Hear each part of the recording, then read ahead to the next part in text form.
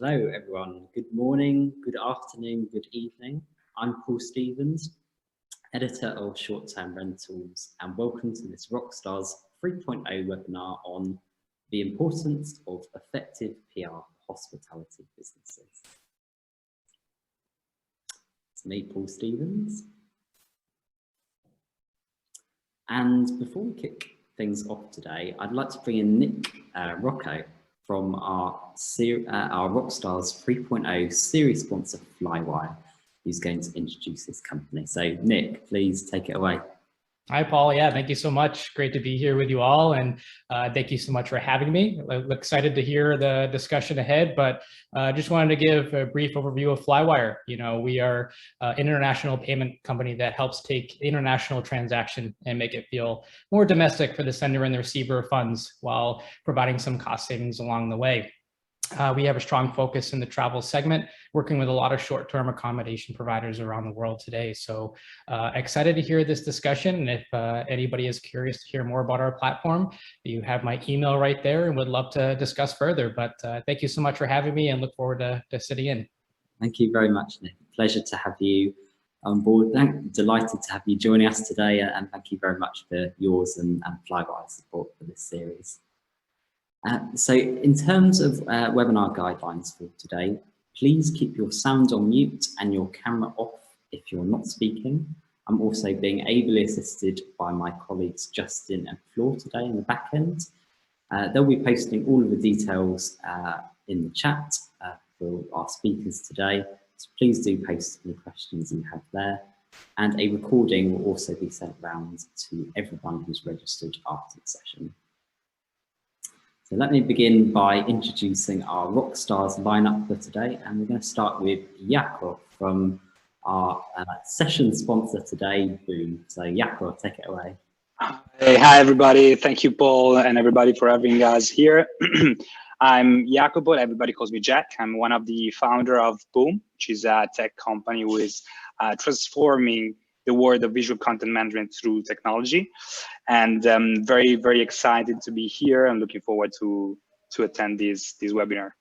Thank you, Jacopo, and thank you very much for not mentioning the result from Sunday. Yeah.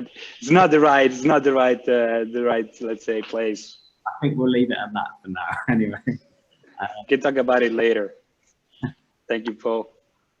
And next up, we have Jessica from Abode PR. Jessica. Jessica on mute. Yeah, no, I've got it unmuted. Thank you, Paul, for having me. Really great to be here. I am Jessica Gillingham, the founder and director of Abode PR. We are a specialist PR and content marketing agency working with technology companies in the short-term rental, hospitality technology and property technology sectors, and really excited to hear what all the other panelists have to say and to talk about this subject, my favorite subject. Thank you, Jessica. And next up, we have Lauren from Guesty. Over to you, Lauren. Hi, everybody. I'm the Director of Communications and Brand Strategy at Guesty. We are the leading short-term rental property management platform that enables professional hosts of property management companies to automate and streamline all of their daily operations. Super excited to be here. My background, my bread and butter is in PR. It's my one true love.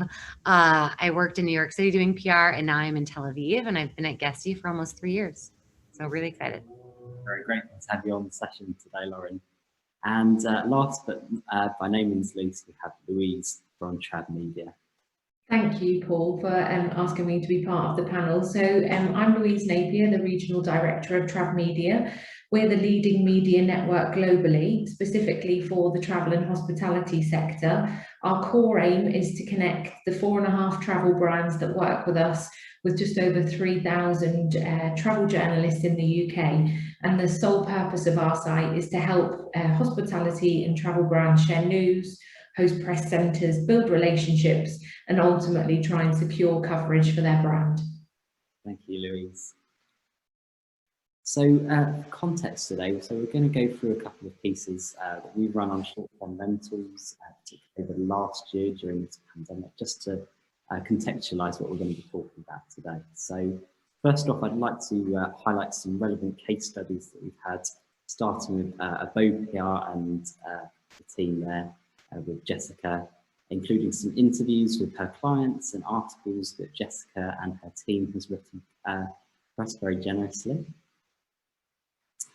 Next up, we've got some two examples of stories that we've published using Guesty's data, which I can see Lauren smiling there, providing some of the fantastic data that informed our work for those.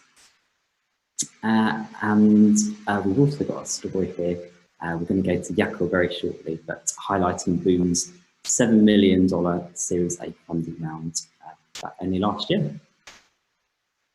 So let's get stuck right into the conversation. So I wanted to start off by talking about how different PR agencies and teams have been kind of leading the way really during the pandemic. So Jacopo, I'll start with you from Boom. And as a relatively new startup, I think it's fair to call you that. You've handled the transition during this pandemic. You've also done the rebranding very recently here in London. So as a new startup, how would you think Boom has probably to increase awareness for short-term rentals?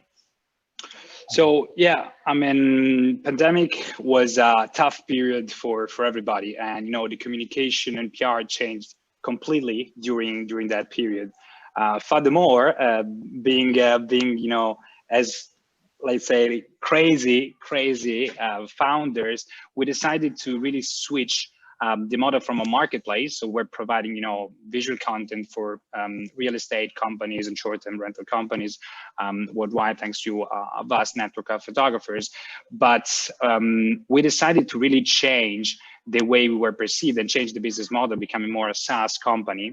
And we partnered with a company called Together in London, actually, to make this rebranding that helped us, you know, create more awareness and create more, let's say, drive more leads on our website and drive more awareness on the importance of visual content and how visual content are managed today. You know, if you think about it, during the pandemic, there was a real boom in the e-commerce ecosystem.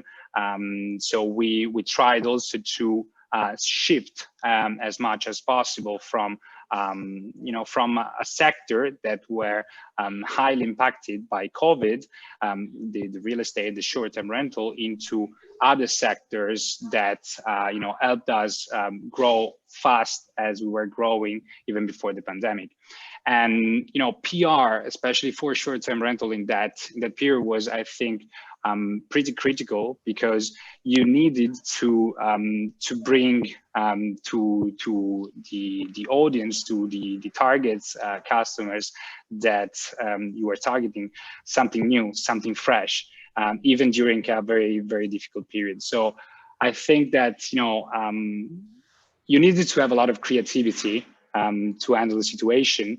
But with the right tools, with the right partners, with the right, you know, agencies, you can really stand up from the crowd and have some positive impact on the entire ecosystem, I believe.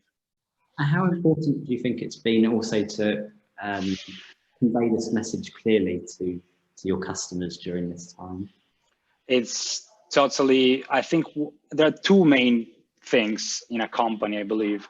The first and foremost for me is people. So handling the right people and managing the right person and being able to attract the right talent, and doing PR and, you know, communicate effectively really helps you create a brand that is followed and can really allow you to hire the best talent worldwide.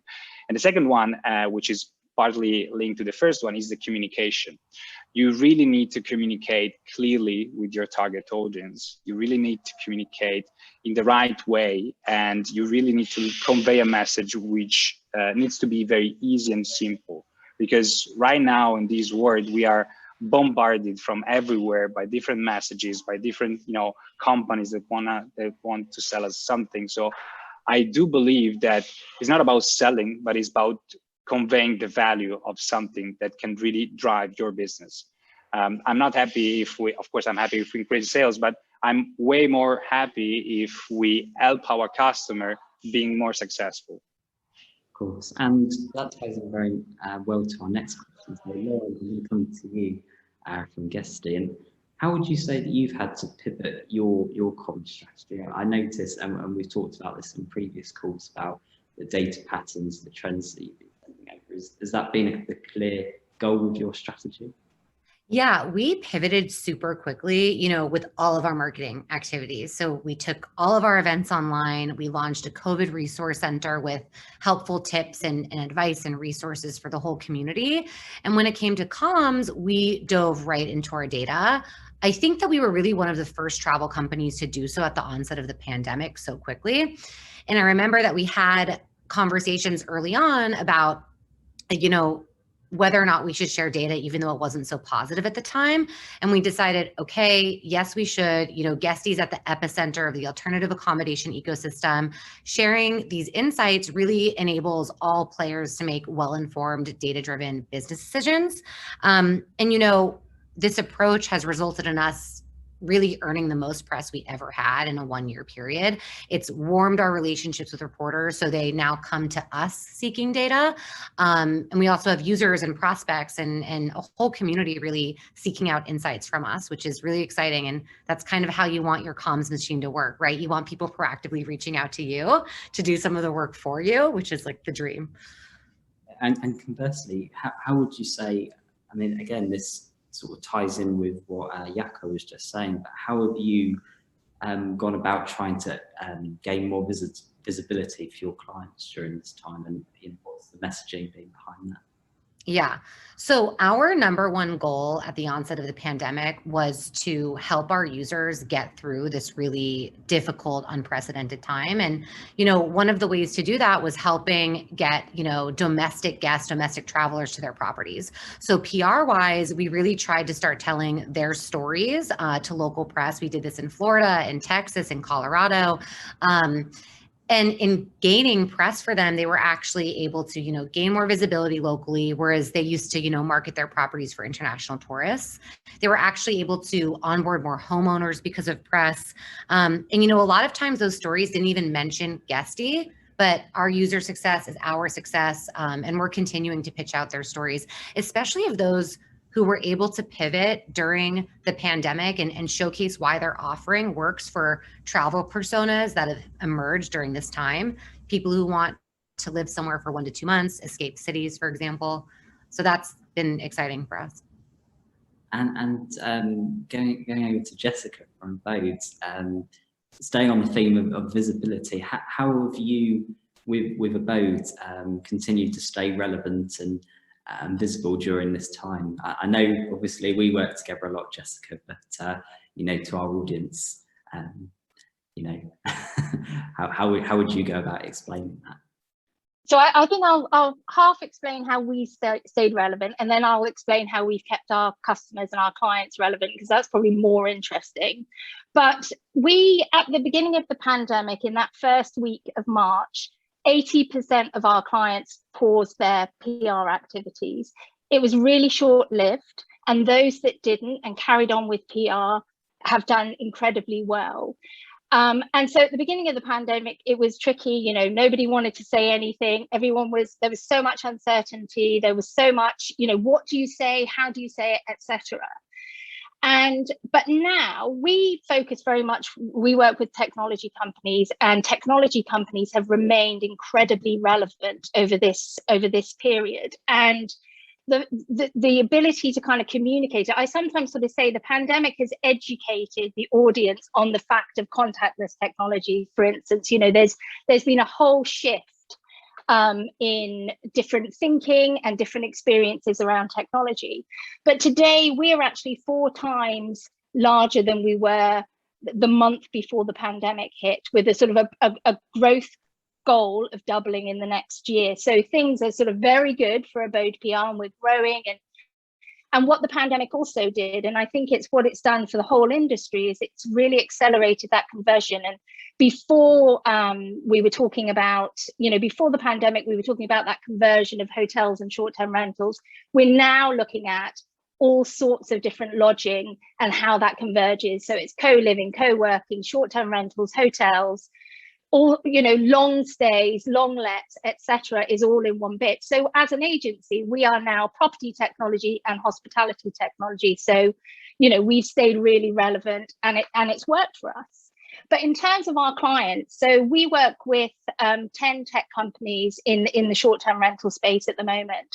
And what we do with them is very similar to what Lauren talked about with Guesty, is providing really relevant stories for the marketplace around the solutions that they offer that actually also make sense for the audiences and the media and the journalists.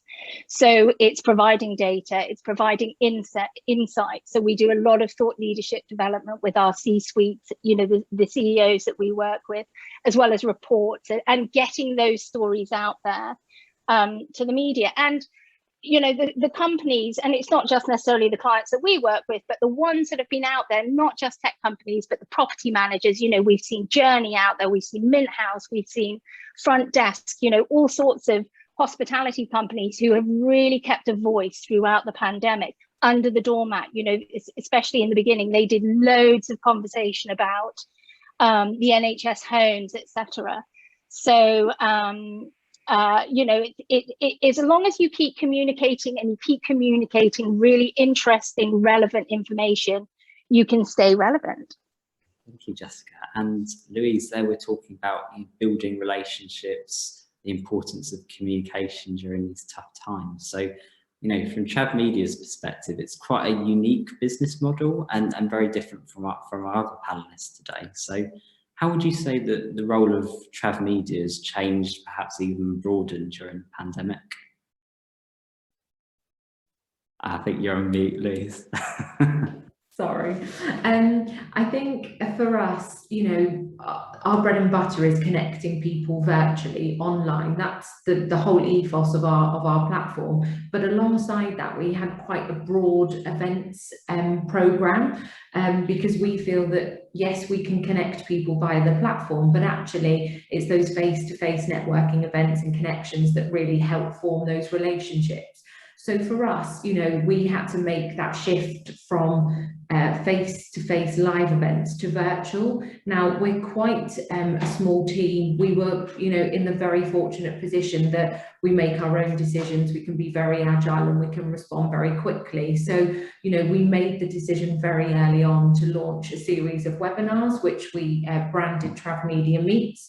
And I think those, you know, the whole program of events tended to follow how the sector was feeling. You know, we were in one of the worst, if not the worst, industries affected with very little support. And I think for us, we tended to follow organically what was happening in the industry. So our webinar started off focusing on, you know, what the COVID crisis meant for travel businesses, how people would have to adapt. But then actually we shifted into sort of professional development sessions, and then more sort of social virtual networking. I think we just sort of, we gauged what the market was feeling and tried to respond to that. And it was really, really successful for us.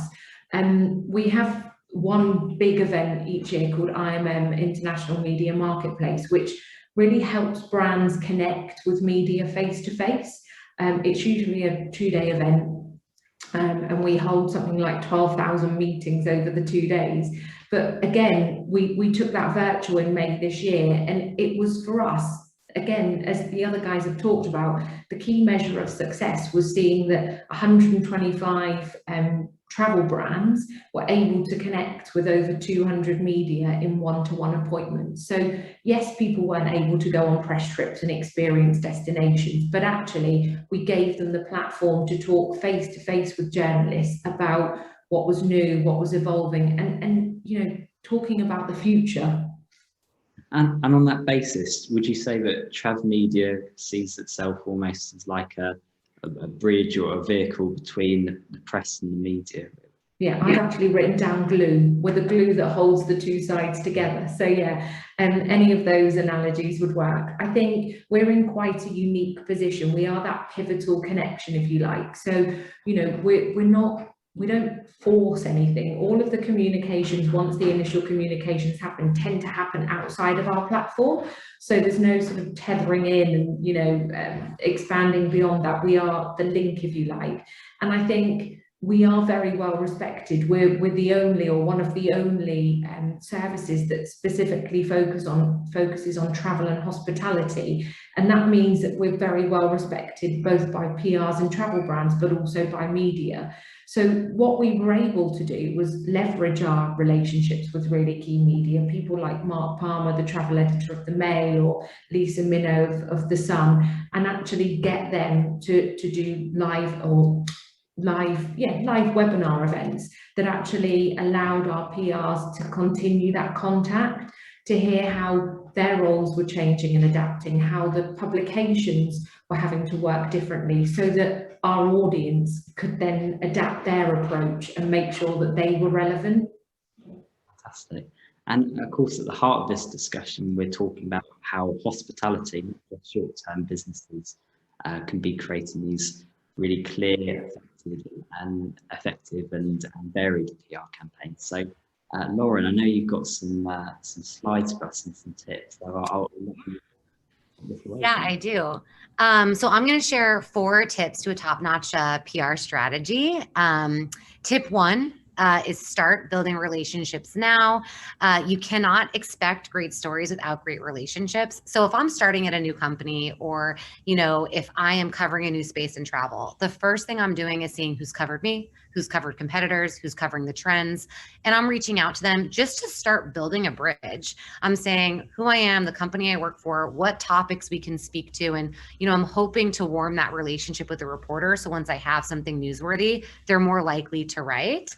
I really think that PR isn't rocket science. You really just need to build a foundation, which does take time. Some people aren't patient enough. And, you know, I think a great example of building relationships is this New York Times story that's on the screen that mentions Guesty. I met this freelance reporter who writes for the New York Times, Wall Street Journal, which is like, when you hear that as a PR professional, it's like ding, ding, ding, ding, ding. You know, I met her at a hotel opening party in Tel Aviv, and she was actually getting a tattoo in the lobby because they were giving out tattoos as a swag for this party. And she mentioned that she was moving to San Diego. I'm from San Diego. We became Facebook friends, kept in touch online lightly. And on her Facebook page, she would post queries for stories, for sources. And I was just waiting for the right moment. And finally, that moment came. She posted a query about family travel, which Guesty can comment on. We had just done a survey to the whole community that highlighted that people had predicted that families would be the #1 persona to travel in 2021, using alternative accommodation because, of course, you know, families traveling with unvaccinated children want to stay in more private accommodations. So that's just one example of a great relationship. Tip 2 is to know what's newsworthy. And I'm sorry to say that most product announcements are not. I used to work for a company where if they would, you know, push a new toggle live on a product, they would be like, okay, PR it. And I was like, no, excuse me, sorry, I cannot. When you push product announcements, it can come off as really salesy and self-serving. So you need to know what's newsworthy. You know, big announcements like funding or acquisition news and tying those to a timely narrative really work. You can see Guesty's recent funding and acquisition news on the screen. Really exciting time for us. We tied it to the recovery of travel, which we're seeing in our numbers. And we got great results. That's not to say that reporters didn't turn me down. Some were like, sorry, we only cover funding rounds of $100 million and more. So tip 3 is no surprise for you, Paul. Data, data, data. You know, data reigns supreme. If you are sharing stats with your community, you become a go-to source. And like I said, you know, at first we weren't sure if we should share these numbers. And because we did, we've really gained top tier press hits. Financial Times, CNBC, US Today, Bloomberg, super exciting for us. And even today we're sharing real-time data with reporters. And we've come to understand that now they want to see how 2021 doesn't really compare to 2020, but more so 2019 pre-COVID, to gauge, you know, if things are really recovering, if we're outperforming pre-COVID numbers, which in many cases we are. And tip 4, my last tip, is craft sound bites and thought leadership statements based on data. And what I put here is cityscapers, panic cancelers, life shoppers, and revenge travelers. These are personas that we crafted based on our data. Cityscapers, everybody was fleeing metropolitan, crowded urban cities at the beginning of the pandemic, searching for rural, private getaways in, beach, mountain, desert locations. Panic cancelers, people were canceling last minute all of their bookings because they thought, restrictions might lift because everything was changing so rapidly. Life shoppers, folks were booking extended stays for 1 to 3 months to test drive locations. And then of course we have revenge travelers, which we will be seeing 2021 and beyond, really driving travel. These folks are making up for moments missed and lost time. There's such a pent up demand for travel that, even now we're seeing people booking so far in advance. There's like no spontaneity right now. They're booking so far in advance that there's less inventory and people are willing to pay more for shorter stays compared to last year and compared to pre-COVID 2019. So those are my 4 tips. And I'm Lauren at Guesty.com, just in case you have any other questions or want to talk PR. Done. Thank you very much, Lauren. And indeed, a lot of those terms you mentioned at the end, life shoppers, revenge travelers, they're actually probably terms that we've become more accustomed to throughout the year as well. So it'd be interesting to see what you've got planned for us in 2022. I'll try to keep it crafty. And this is, I think, really coincides with Jessica and your goal with Abode PR, because we've talked lots and lots of times. We receive a lot of press releases from your clients as well. So, for you, what is the importance of storytelling for the short-term rental industry? What do you see as the real benefits of that? I think it's absolutely vital. And just to be clear, sometimes, there is actually very little news that goes on. News is actually really thin on the ground. And, as Lauren kind of said, news is funding and acquisitions, basically. The rest is less newsworthy. So a lot of it is storytelling. And one of the things is that as human beings, we basically connect through stories. We're sitting on the knees of our parents when we're young, we're being told nursery rhymes, etc. The way that we connect with a company is through stories, and it's a way of making it resonate to your audience. It's a way of making it come alive. And also, top tier press are only interested in stories. That's what they're selling, basically, is stories. And so it's completely vital. But one of the things, and as Lauren sort of pointed out, PR is not rocket science. However, there are skills that are involved, and some of them include having empathy, having really good emotional intelligence, being a really good writer, being able to connect dots. And those are all the things that go into the storytelling. And the thing is also, is because it's quite creative, it obviously always has to be factual, absolutely has to be factual, but it can be creative around that. And in that case, you can create all sorts of stories that potentially will hit the nerve of a media, a publication, because it's something that is different, new, interesting, a different take on things. So, storytelling is vital, not just in PR, but in the whole, brand development. And would you say there's a wider significance as well? I mean, we're a short-term rental B2B website. So is there a wider significance, you think, for the future of this industry in particular, in the lodging segment? I don't know if there's I think that if we talk about brand and we talk about PR, they're elevated, especially over this last 18 months. And I'll just tell you something a little bit about Airbnb. Now, Airbnb put out an announcement back in I think it was March, about how they were cutting spend on performance marketing and making sure that they put all their kind of eggs and all their sort of money and energy, or most of it, into their brand with a focus on PR. And one of the reasons for this is that when they cut spending of marketing over the pandemic, they actually didn't lose any traffic to their websites. 95% of their website traffic was still going. 90% of their traffic was organic and direct, that came from their content and their brand. And increasingly, that is what we'll see, is that companies, and the other thing is, especially in hospitality, you know, there's a huge move towards direct booking, huge movement towards building brand. And so companies, you know, I remember 2 or 3 years ago, some of the sort of the leading companies, some of them are not around anymore, quite a lot of them are not around anymore, but at the time they were the big, you know, flashy companies, both in the UK and in the US, where their marketing channels were basically Airbnb, but nobody can do that anymore. Everybody needs and wants to build a brand so that they can have a more sustainable, you know, marketing mix, basically.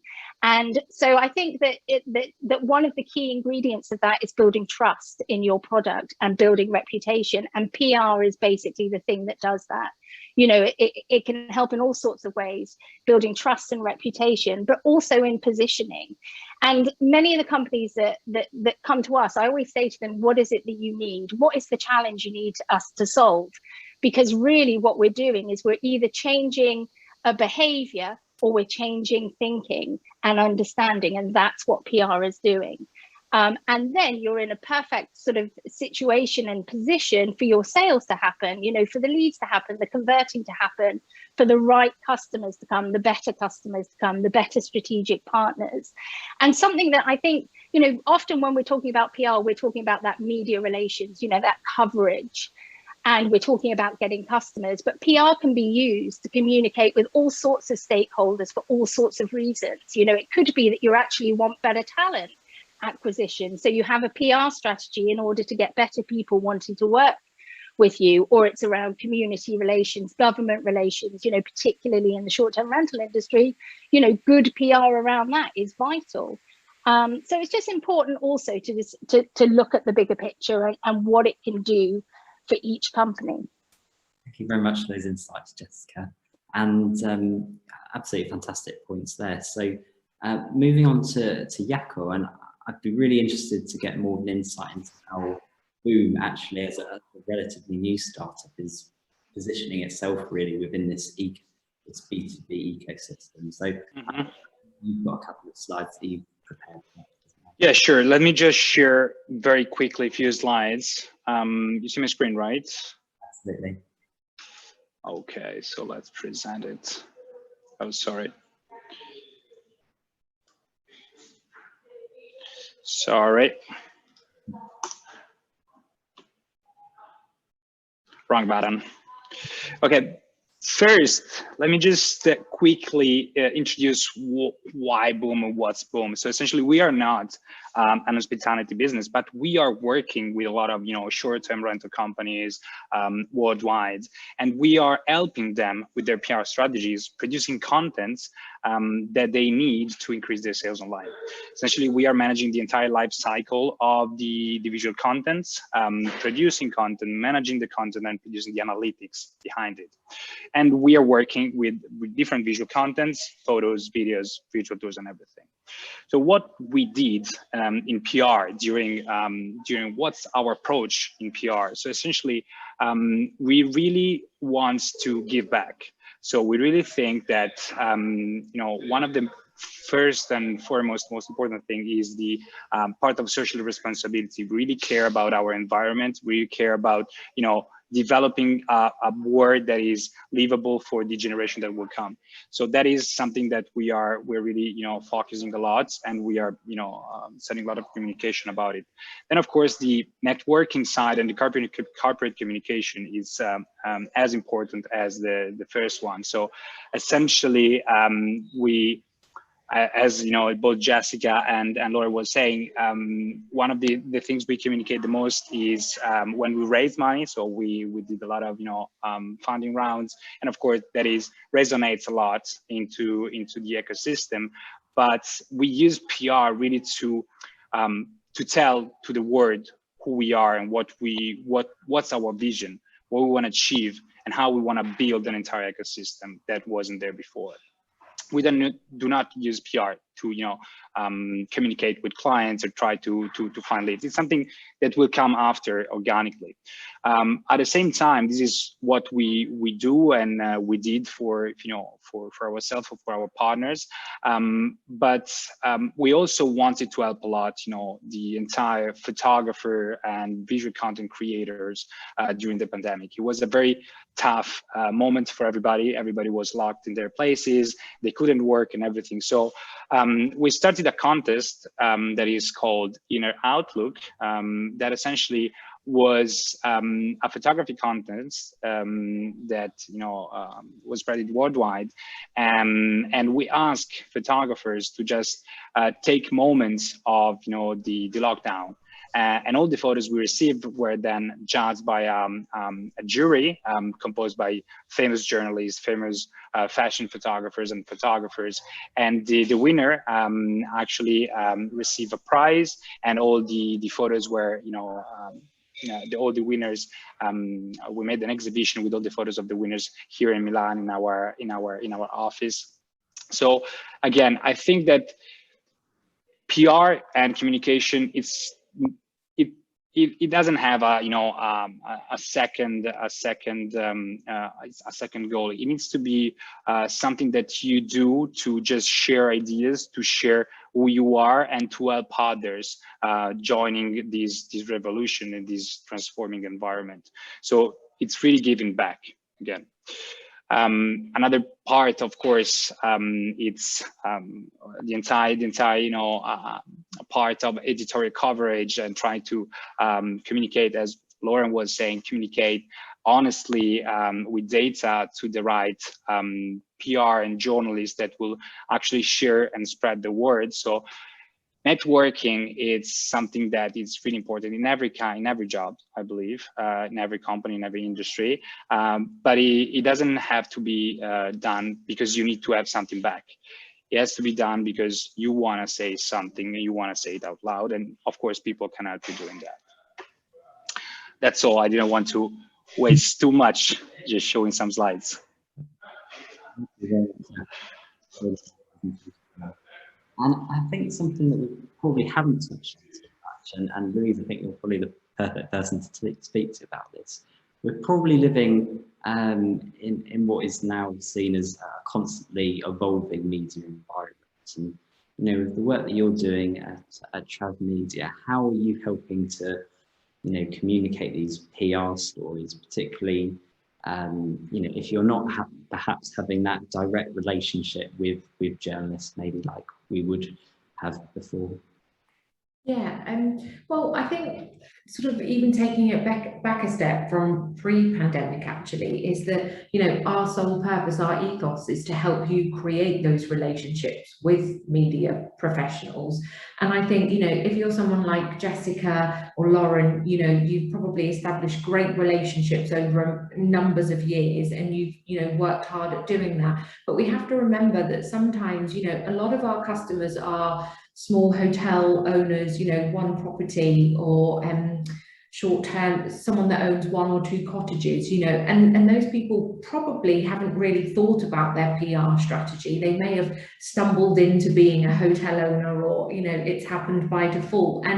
And so I think, we play a pivotal part in that, because actually we're there to help them build those relationships, not only online, but also via our events. And I think one of the key things is not only the point that I've just talked about, but it is an ever-evolving marketplace. And I think one of the things the pandemic has demonstrated is that a lot of publications, nationals and so on, their staffer numbers are decreasing, their freelancer numbers are increasing, and it's a full-time job knowing who's writing for who's working for who, and that's our job. It's our job to know that and to communicate that. And I think, our platform actually will help someone that doesn't know the media landscape that well to actually, something that Lauren pointed out, is find out who's writing about their area, who's writing specifically about that topic, and pinpointing the right journalist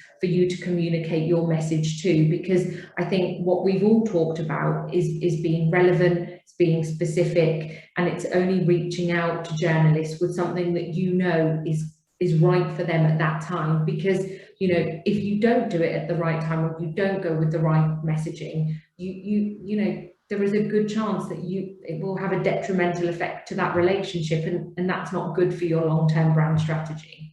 And how are you working to kind of build these relationships now with media personalities, particularly like in the travel space, for example?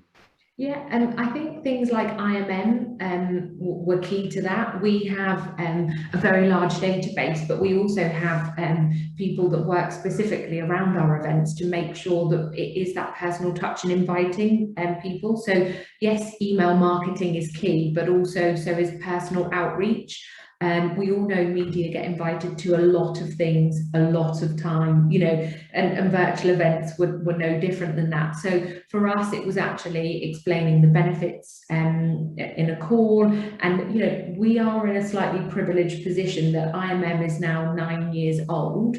And so people know that it's a quality event. It's not a walking around, just happen to bump into someone. You preference who you want to meet before the event, they preference you, and the system matches you based on mutual preferences. So they're very targeted meetings. They're short, they're snappy, they're targeted. They're intros in effect, and they allow you to build and develop. So for us, I think it was, you know, reaching out personally, and I think we actually, rather than relying on another virtual platform, we actually created our own virtual platform to host IMM. And one of the really rewarding things for me was that I received many emails post-event from journalists saying that the event had run seamlessly. And I think we've come through a time where people have been to lots of virtual events. Some have run brilliantly, some not so brilliantly. So I think, you know, again, it's about getting your platform right, your messaging right, and making sure it's building that trust.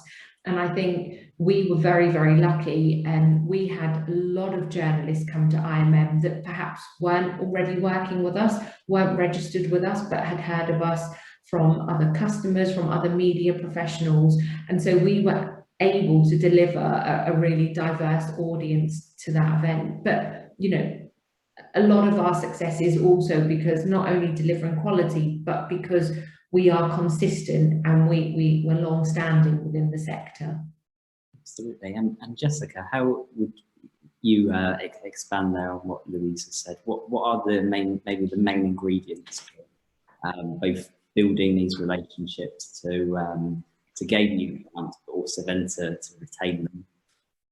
So what I would say, firstly, I started my career over 20 years ago in travel PR, and I think the company that I worked with at the time was one of the first customers of TravMedia. So I've had a long relationship with TravMedia and absolutely highly recommend it for property managers looking to either, you know, to do their own PR, if they can't afford an agency, etc., or are working with a PR agency, because what it does is it not only gives you a way of finding out the journalists that are writing certain stories, you know, so whether they are writing about, you know, cycle holidays, you know, when we can write about all this stuff a bit more, but cycle holidays in the Dordogne, a property manager can pitch to that journalist and say, hey, I have properties in the Dordogne.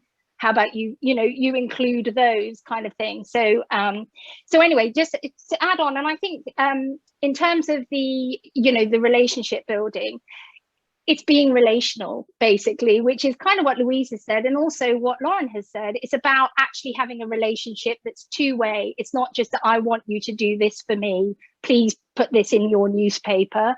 It's actually providing information and being, just like you would build a relationship with anybody, you know, a client, a customer, and it's about being two-way. So, and I also think it's doing your research as well. So it's really, and I quite often sort of say to people, you know, if I do tips on PR, it's like use social media. Social media is a really good place to just find out what journalists are writing, who's writing. You know, if you can't afford a platform to do it, you can do it that way. And so that would really be my kind of top tip on that. And Lauren, we've already touched in your presentation, for example, about the relationships you're building with some of the main media influencers. Of course, the British press, we've got the Financial Times, we've got the Guardian, we've got Wall Street Journal, of course, best of all, short-term rentals. So, you know, how are you building these relationships with the audience, and how does this go about really expanding?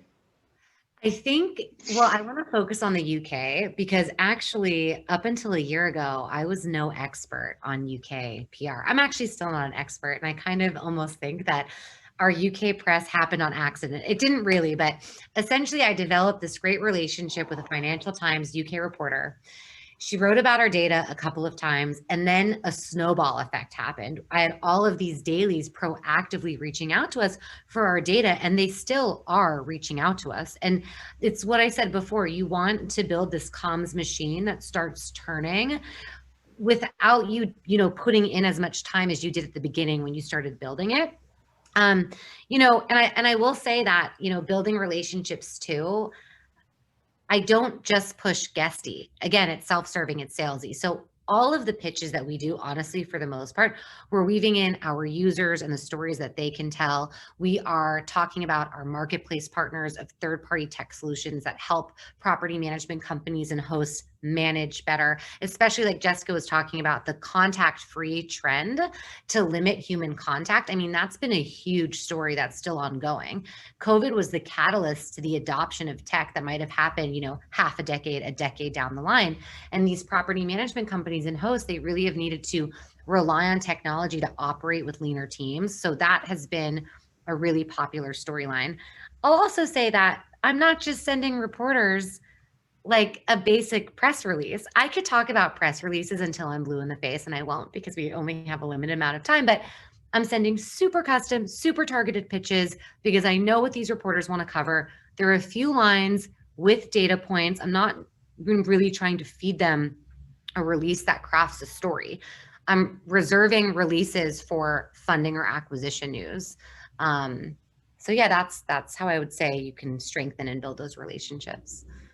And I will come to Joe Redmond's posted a really relevant question in the chat there. I will come to that shortly because, and Jessica, you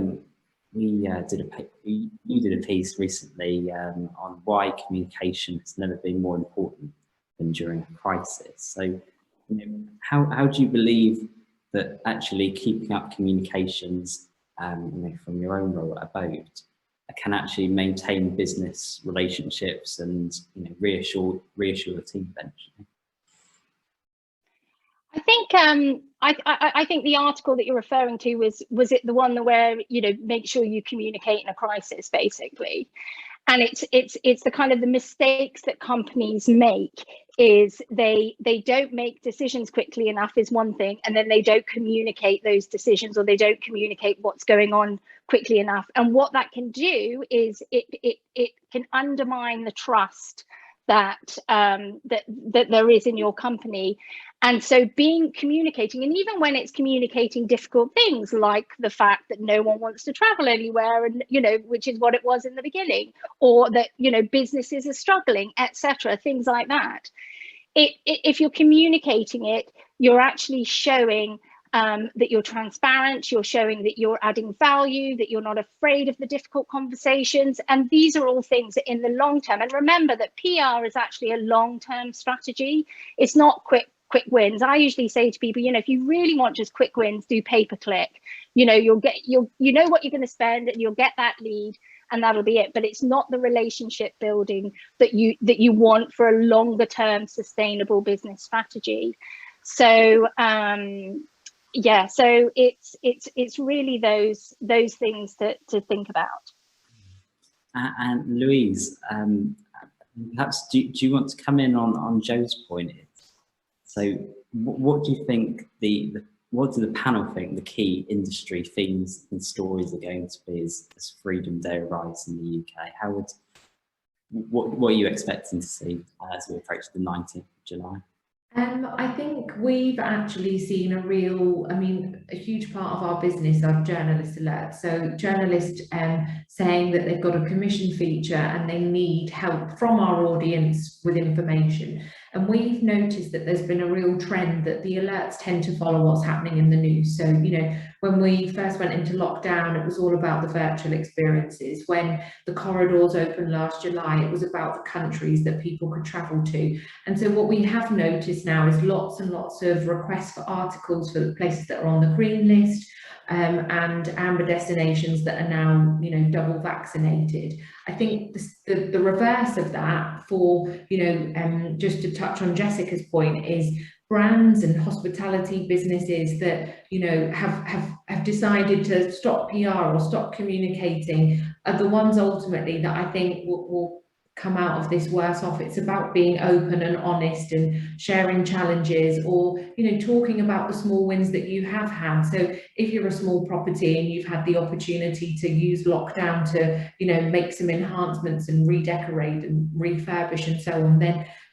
communicate those. That even if you're not able to secure the coverage that you're looking for, I think just by keeping those lines of communication open is really, really critical. And I think, now more than ever, the most important things is to show humanity and authenticity and genuineness, and, keep as positive as we can in what has been quite a, terrible time for the hospitality sector. And Lauren, I guess, what sort of tone do you think of your messaging are you trying to adopt within your company, and how do you think this is going to be relevant, particularly with like easing restrictions starting to happen? Yeah, I think that, we always try to take, in terms of a tone, an informed, conversational, friendly approach, especially with our users and the whole ecosystem in general. I think the storylines for the press will change every single week. I think if we're talking about, the story that might reign supreme as Freedom Day arrives in the UK, I mentioned in the chat, I think that pricing will continue to be a really hot topic because, of course, professional hosts and property management companies want to recoup some of their losses from 2020, which was, as we've stated, a really horrible year in hospitality. But then along those lines, it means that consumers need to plan differently. So you need to plan in advance because last minute deals will no longer be a thing. And you're probably going to need to plan on paying more, and your wallet's going to take a hit. I also think that, hospitality companies can no longer just market their lodging. They have to market a lifestyle. You can go to so many hospitality companies' Instagram pages and you don't even know what they're talking about if you go to just one photo, because it's somebody doing yoga or making like a stunning acai bowl in one of their full kitchens that they're offering in their rentals. You're marketing a lifestyle, especially to, the new personas that have emerged, like the life shoppers like I spoke about, but also the new age digital nomads 2.0. They're driving the recovery of travel. They're going to be a major persona in 2021 and beyond, because they're hopping from location to location. You mentioned Mint House. Mint House launched Mint Pass, which is really specifically geared towards digital nomads looking to just work in new cities for 1 month at a time. For example, they get flexible cancellation policies, they get discounts on extended stays, and then they have these longer stay amenities like kitchens, bigger closets, an aesthetic, comfortable work from home environment. Anyway, I think those will be storylines that are prominent, at least for the next month. Things change so quickly. We are reporting quite a few subscription-based companies at the moment, so we'll certainly be reading more about that on short-term rentals go on. But talking about PR strategies moving forward, Jacopo at Boom, how do you expect your PR strategy to change as a result of the times that we're living in, and have you perhaps taken on any specific lessons on board? So I think that, we can see the lights at the end of the tunnel. So COVID is slightly fading. And I think that people will really want to travel and to meet again. So we will invest a lot in conferences and events, like what we did also before. And I do believe this is going to be something hybrid though. I mean, before the pandemic, there was only events and conferences. Now there's the entire virtual world that have risen from ashes last year, which I think will still be valuable, because I mean, traveling all over the world 250 days a year, it's sometimes stressing. It's always very cool, but also stressing at the same time. So I think there's going to be a mix in between physical events where people can actually meet and can understand better. Sorry for the background noise, guys. Here in the office, they're moving things. So yeah, as I was saying, I think it's going to be something hybrid, but I do believe that people we really want to meet again. So conferences and events will be big in the next 6 to 12 months. What we learned from the pandemic, I think that creativity is the most important thing we learned. You need to adapt, you need to be lean, and you need to be creative in finding solutions that you weren't even thinking before. So I think those three pillars are something that really characterize us and our company. Thank you, Jacopo. And Louise, Jacopo mentioned, I think exactly along the same move towards more hybrid events now. So how do you see comms changing, perhaps the way that you're going to be connecting with people story? Yeah, I mean, I think face-to-face events will always be core to our business. I think the travel industry and hospitality sector as a whole love face-to-face events. They love getting out and meeting one another. We're a very, collaborative, face-to-face driven sector.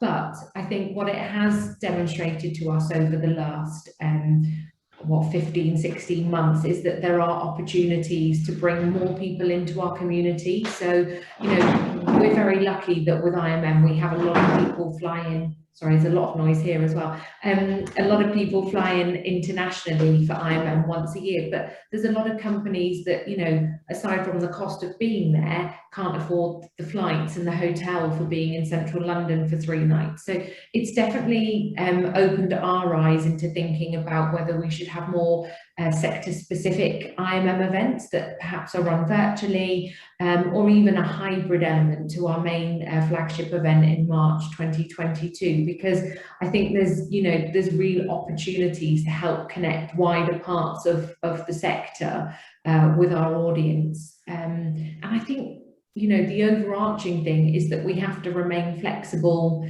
We have to listen to the requirements and the needs of the sector, and just make sure that we're delivering what they're looking for. Thank you. And as we just got probably time for one more comment. So, Jessica, how do you see maybe PR strategies, evolving over time as we start to emerge, hopefully, into better times? Can I answer first, Paul, about what the stories I think will be, and then I'll sort of say about that. But I think that we've been really lucky in vacation rentals because of what's happened. The popularity of vacation rentals, there's been a lot of stories about them being the accommodation of choice over the last year.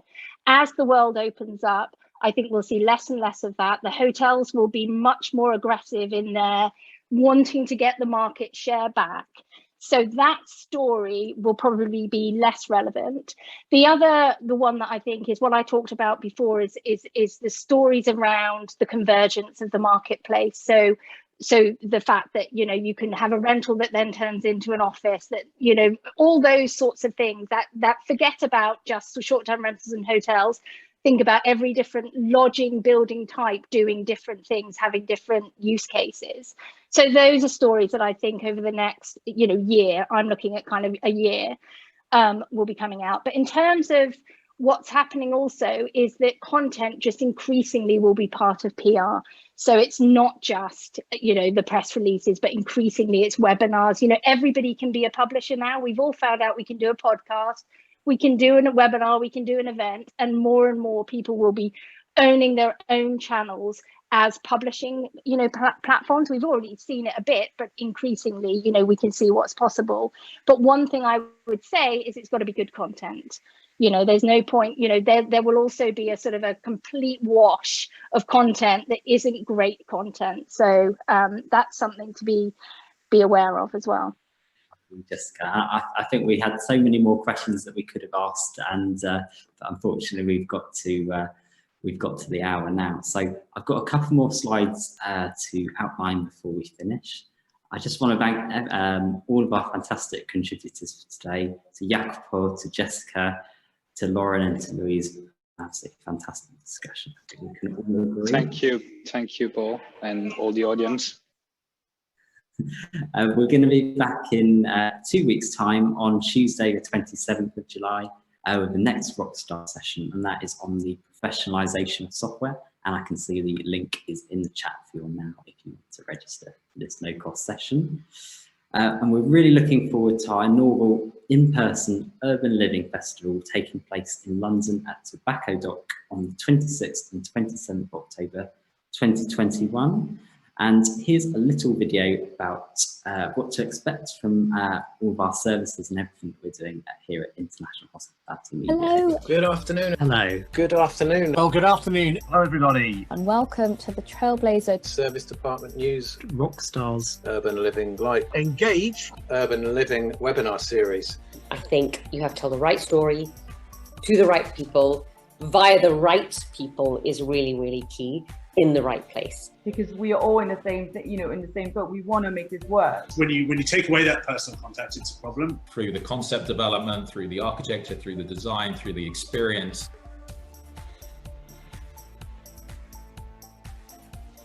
So although it's a growing sector, there's still huge scope for it to evolve even further.